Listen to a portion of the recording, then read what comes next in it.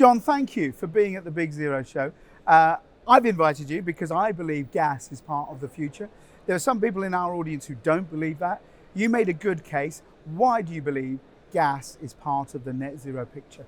It's just such an intricate part of energy in the UK today. I mean, this morning, 175,000 tonnes of natural gas is coming across the beach.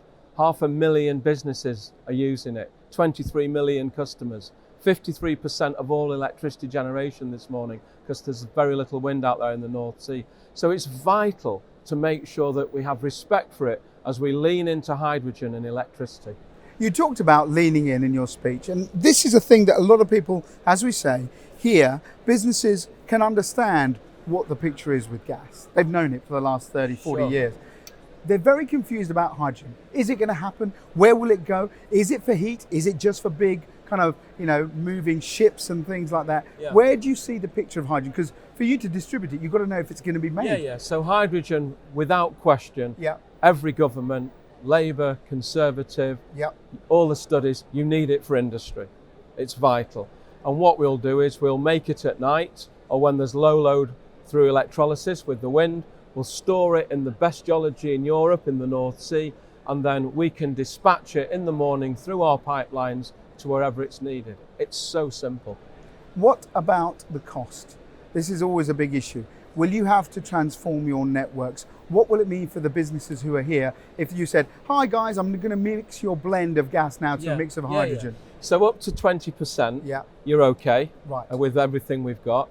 And then there will be a cost to it. But I think the thing that's important to understand, net zero has a cost and we've got to make sure nobody gets left behind. But repurposing the whole of the gas network, where you've got a pipe at the beach and a hole in everybody's house with gas coming through it, is 5 times cheaper than any other way of getting to net zero. What do you see the big advantage of gas being part of net zero? You're very passionate about the fact that you don't want anyone left behind. And I think that's probably the thing, isn't it? Equity.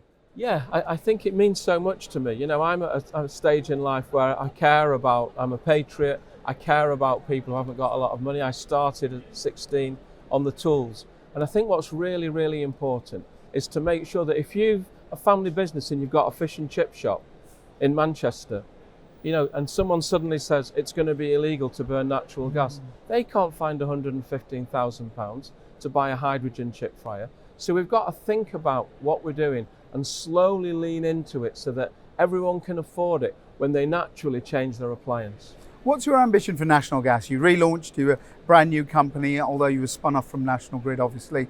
What's the ambition now, a few months in, and what will people see, businesses particularly? Yeah, so hopefully we have a customer lens on us at all times. When we think about things, we think about what will that mean for customers. And when we move into hydrogen, we stand up and be counted about the affordability of it for everyone. Because I do worry electrification is becoming something for the privileged, and it's not fair.